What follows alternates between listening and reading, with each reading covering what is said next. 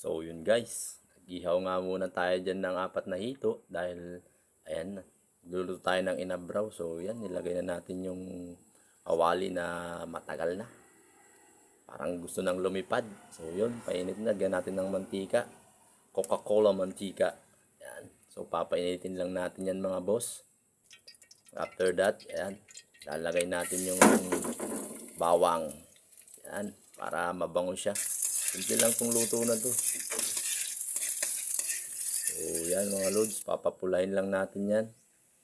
Tapos ayan na mga boss, lalagay na natin yung mga metal. So yan, nakuha natin yan sa mga kapaligiran, nagbarog tayo. Kapitbahay.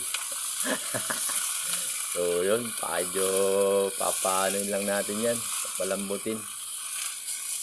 Halo-haloin lang natin. Pag medyo okay na siya, pan lang natin.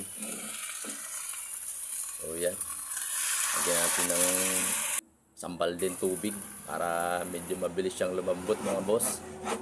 Ayan, lagyan natin na ng aromatics na bagoong from Pangasinan. Yun, pinigaan na. Si last bowl na yan.